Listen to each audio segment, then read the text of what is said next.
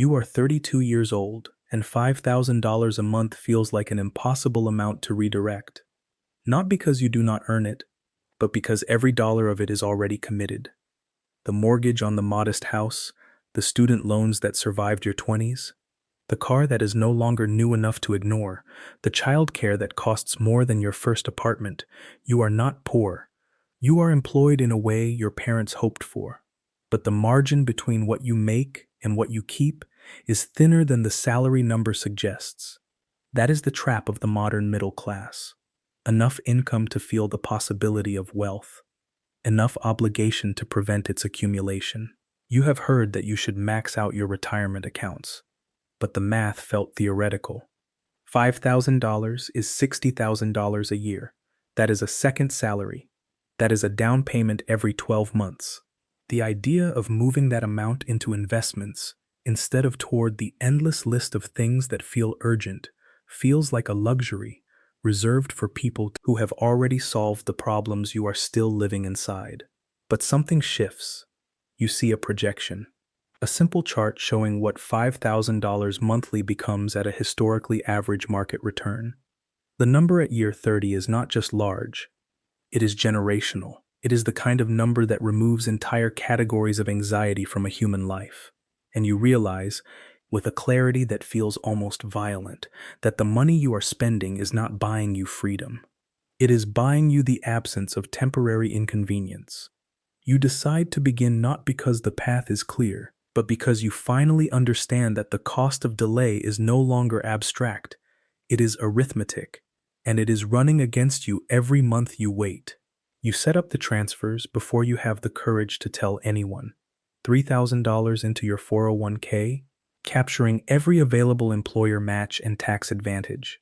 $2,000 into a brokerage account on the 15th of every month. The split matters for reasons of tax efficiency that you will appreciate later. What matters now is that the money moves automatically.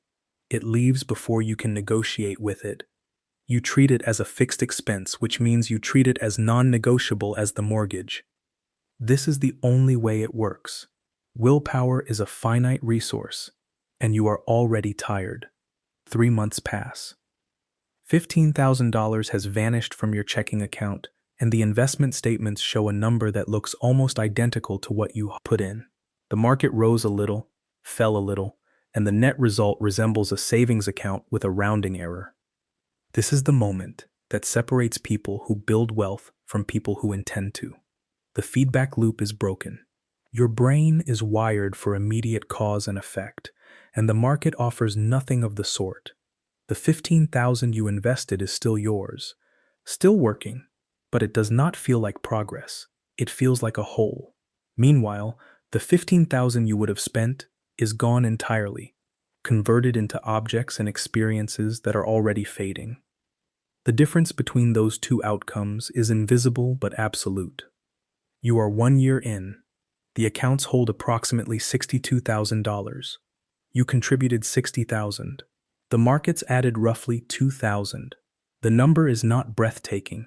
What is breathtaking, if you allow yourself to notice, is the base.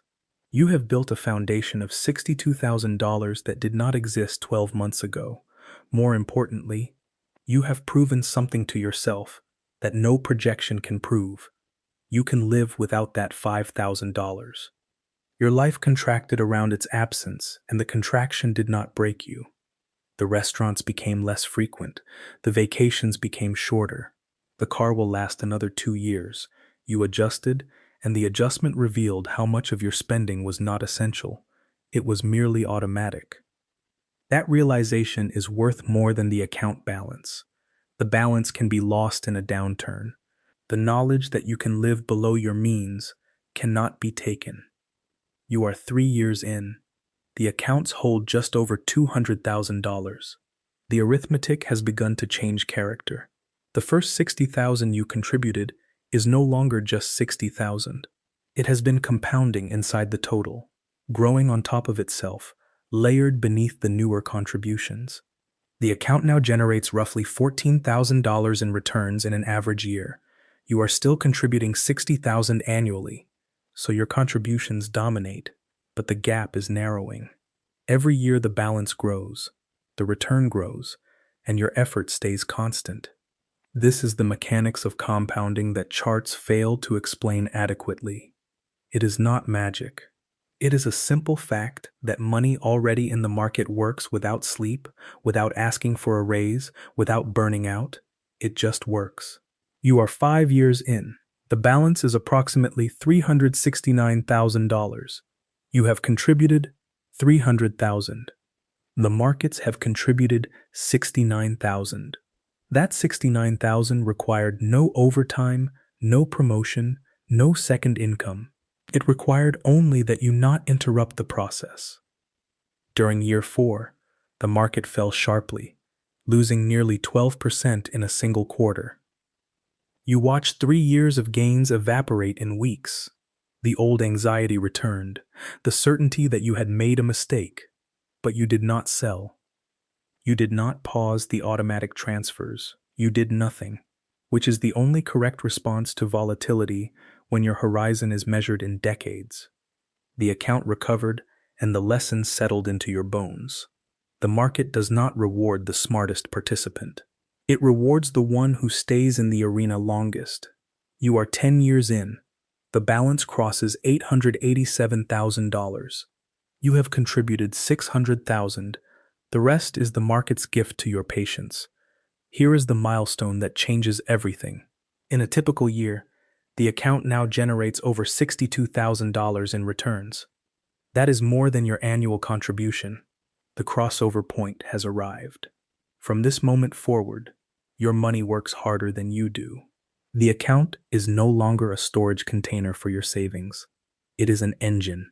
You are still essential, still contributing. But the mathematical reality is undeniable. The principle you built is now the primary driver of growth. You have constructed something that produces more than most American households earn in a year, simply by existing in an index fund that tracks thousands of companies across the global economy.